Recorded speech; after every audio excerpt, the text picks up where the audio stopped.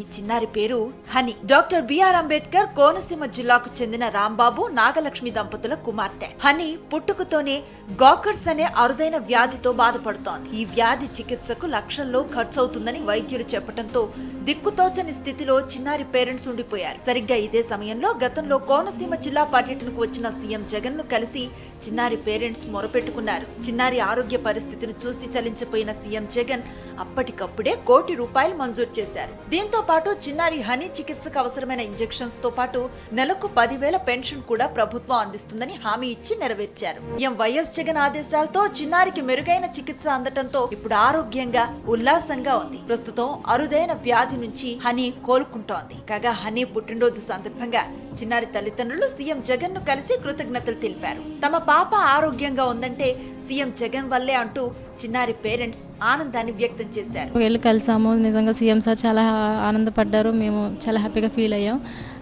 సార్ని ఈరోజు కలవడం కూడా మాకు చాలా హ్యాపీగా ఉంది సార్. నిజంగానే ఈరోజు మా పాపలాగా మా ముందు ఉన్నదంటే కేవలం మీ వాళ్ళే సార్. మీకు ఎప్పుడు కూడా మీరు రుణపడే ఉంటాం. సో చాలా హ్యాపీగా ఉంది. ఎందుకంటే మాకు లేదనుకున్న పాప ఆయన తిరిగి మాకు ఇవ్వడం ఈరోజు అంత ఆనందంగా ఉందంటే చెప్పలేని మాటలోని. అసలు జీవితంలో ఇలాంటి రోజు వస్తుందని కూడా నేను ఎక్స్పెక్ట్ చేయలేదు. ఎంతో కోట్లలోకి వచ్చే వైద్యం కూడా ఆయన వెనకడుగేయకుండా మా పాపకి ఆ రోజు చెప్పారు 2 కోట్లైనా ఇస్తానని అన్నారు. నేను మాట ఇచ్చానంటే మాట తిప్పని అన్న మాటకి ఆయన నిరూపించి మా పాపకి వైద్యం అందించారు. జగనన్న గారిని కలిసామండి రాజమండ్రి వచ్చినప్పుడు. జగనన్న అన్న మాటకి స్పందించి నేను ఉన్నానమ్మా అని భరోసా ఇచ్చారండి. అన్ని నేనే చూసుకుంటానమ్మా అని చెప్పారు. అలాగే నాకు డేటా ఎంట్రీ పోస్ట్ ఇచ్చారండి గవర్నమెంట్ హాస్పిటల్లో. మా పాపకి 5,000 పెన్షన్ రాశారండి. ఇంటి స్థలం ఇస్తానన్నారండి. అన్ని బాగానే చూసుకుంటున్నారండి. అయితే ఢిల్లీలో పాపకి ట్రీట్మెంట్ చేపిస్తామని చెప్పారండి.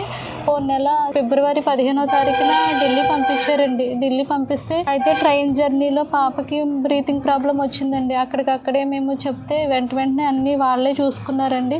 తీసుకెళ్లి హాస్పిటల్లో జాయిన్ చేశారు. అక్కడ 15 రోజులు ఉన్నామండి. ఇంజెక్షన్ కి ఎంత అవుతుంది అన్నారు? ఇంజెక్షన్ 16 కోట్లు అండి. అది ఎవరు ఏ కంపెనీ స్పాన్సర్ చేస్తారు? నోవర్టిస్ కంపెనీ ద్వారా జగనన్న గారు మాకు ఇప్పిస్తామన్నారండి. పాపకి మెరుగైన వైద్యం అందిస్తున్నారు జగనన్న గారు. అన్ని విధాలా మాకు బాగానే చూస్తున్నారు.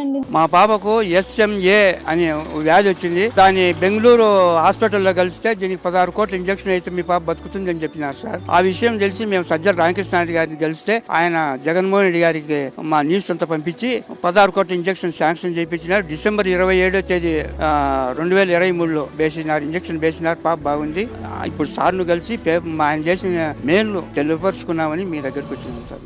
జగన్మోహన్ రెడ్డి గారు పాదయాత్రలో సీఎం కాక మునిపి మా పాపని దాదాపు 13 లక్షలు పెట్టి మా పాపకి ఆపరేషన్ చేయించాడన్న. సీతంపేట పాదయాత్ర జరుగుతుంటే 13 లక్షలు పెట్టి పాప ఫోటో కూడా మీకు చూపిస్తానన్న ఒకసారి. ఇదిగో అన్న పాప ఫోటో చూసుకోండి ఒకసారి.